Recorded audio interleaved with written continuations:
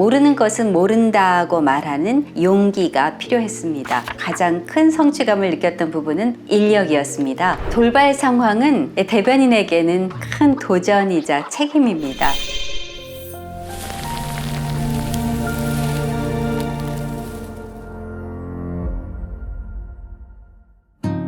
대표님께서는 아나운서, 기자를 거쳐 국제행사 대변인으로도 활동하셨잖아요. 오늘은 그 이야기를 들어보려고 합니다. 기자 활동을 마무리하시고 커리어 전환점에서 대변인으로 이어지게 된 과정이 궁금합니다. 네, 원래부터 대변인을 하려고 한 건 아니었어요. 미국에서 돌아올 쯤 마침 인천 아시안게임 관련 제안을 받았습니다. 해외에 있다 보면 국가 브랜드나 글로벌 경쟁력에 대해서 많이 생각하게 되는데 각 분야의 전문가들이 각자의 자리에서 힘을 모아야지 하는 의식을 갖고 봉사하는 마음으로 참여했었죠. 당시 아시아 주변국들의 경제 성장이 빠르게 진행되던 터라서 한국에 또 한 단계 도약이 필요하다고 인식했고 마침 인천 아시안게임과 같은 국제 행사의 성공이 좋은 계기가 될 거라고 생각했어요. 특히 개최지인 인천 송도는 공항과 가깝고 마이스 산업의 이상적인 조건을 갖춰서 아시아의 허브가 되면 좋겠다고 바랐어요. 이러한 마음을 갖다 보니 대회를 성공적으로 치르고 널리 알리기 위해서 열정을 갖고 기여했고 그 과정과 결과를 지켜본 언론인들과 또 대회 관계자분들의 좋은 평판이 쌓이면서 이후 여러 국제대회에서 계속 요청이 이어졌습니다. 잠깐의 참여가 지속적인 역할로 이어지게 됐네요. 대변인은 구체적으로 어떤 일을 하나요? 네, 정부 기관들에서 대변인들의 브리핑 등을 종종 듣긴 하지만 이 다수가 하는 일이 아니다 보니 사실 구체적으로 어떤 일을 하는지는 생소하실 수 있겠어요. 쉽게 말하면 한 조직의 목소리이자 얼굴이 되는 일입니다. 이 대변인의 역할은 조직과 상황에 따라서 달라지는데 제가 염두에 두고 실천한 기준으로 본다면 행사 중에는 크게 세 가지로 그 업무를 분리해 볼 수 있겠어요. 첫째, 알리는 일입니다. 이 조직의 소식과 성과를 외부에 알리는 것이 핵심이에요. 보도자료를 작성하고 언론에 배포해서 뉴스가 되고 또 홍보될 수 있도록 하는 거죠. 중요한 행사나 발표가 있을 때 직접 기자들에게 설명하기도 하고요. 둘째, 소통하는 일입니다. 이 언론의 궁금증을 해소해주고 인터뷰 요청에 응대하는 창구 역할을 하죠. 이 각 매체와 취재진들이 무엇을 궁금해하는지 파악하는 게 핵심입니다. 이 단순히 정보만 전달하는 소극적인 태도로는 한계가 있으니까 그들이 관심을 가질 만한 스토리 포인트를 선제적으로 제안해서 취재를 이끌어내기도 합니다. 또한 보도자료 배포뿐만 아니라 기자간담회, 데일리 브리핑, 기자회견 등 대회 관련 내용들을 설명하고 지원하죠. 마지막으로 관계를 만드는 일입니다.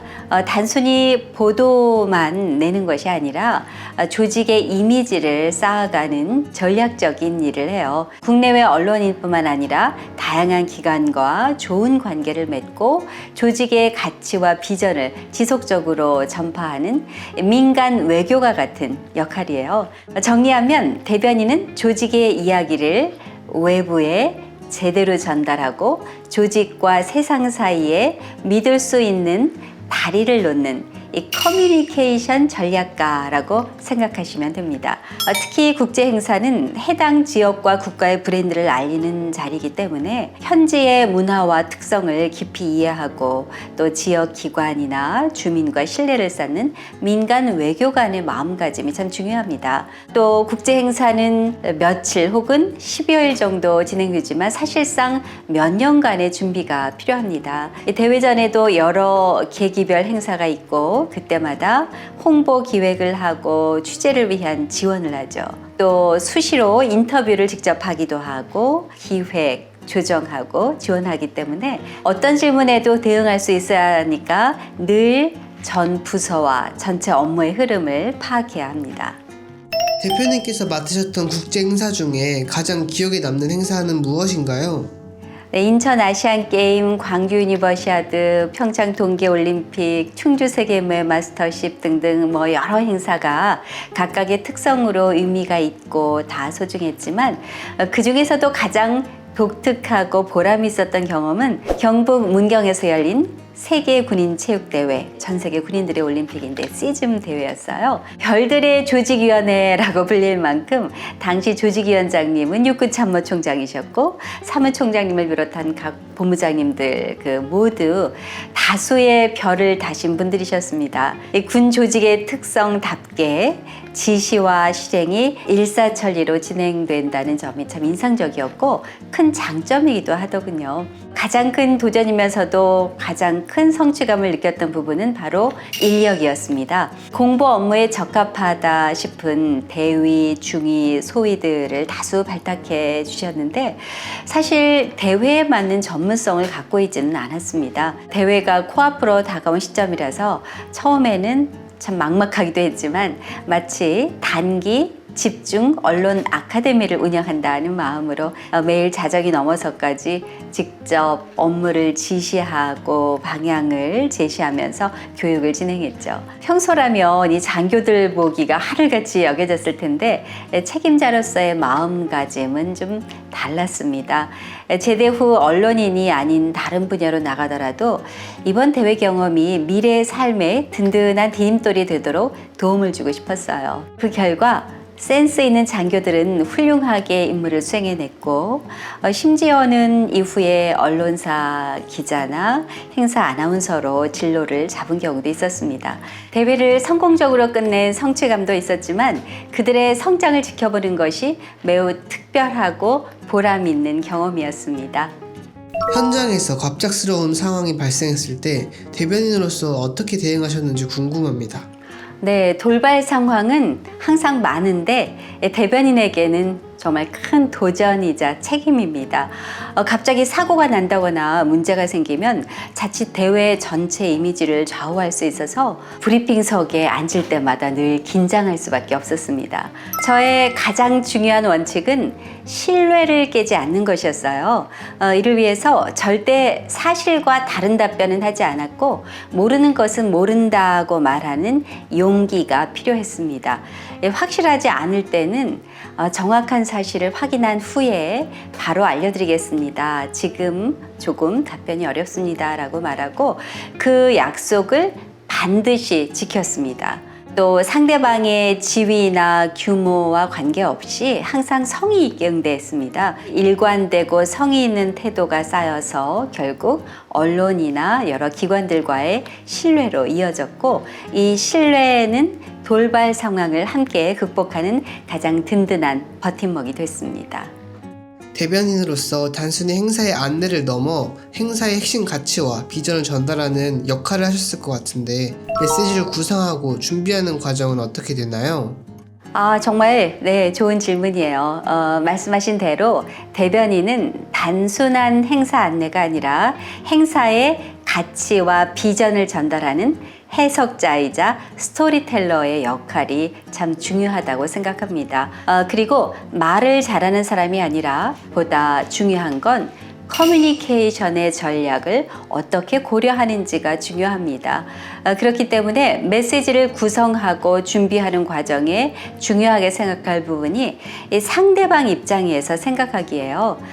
제가 이 역할을 잘 수행할 수 있었던 요인 중 하나는 아나운서와 기자, 이 두 가지 경험을 모두 갖고 있다는 것이죠. 아나운서로서는 임기응변과 순발력, 효과적인 전달력, 기자로서는 상대방이 원하는 것이 무엇일까를 깊이 있게 헤아리는 눈을 배웠거든요. 특히 기자 경험은 대회를 취재할 언론들을 이해하고 상대가 원하는 커뮤니케이션 전략을 선제적으로 준비하는데 큰 도움이 됐죠. 취재 현장에서 스토리를 만들어가는 방식을 직접 경험했기 때문에 언론이 무엇에 주목하고 어떤 포인트에서 흥미를 느낄 수 있는지 미리 예측할 수 있었어요.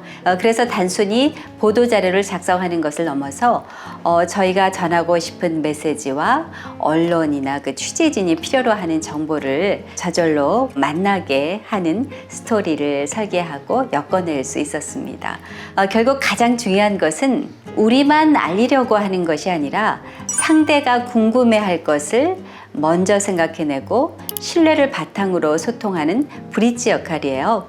그 점에서 아나운서와 기자로서 쌓은 경험이 매우 큰 자산이었고 대변인으로서의 역량을 더 잘 발휘하게 했습니다. 대표님의 경험으로 오늘 영상을 보시는 분들께 한 가지 권하신다면 무엇이 있을까요? 네, 오늘 들려드린 저의 경험이 국제 행사와 커뮤니케이션을 좀 더 가깝게 느끼는 계기가 됐으면 합니다.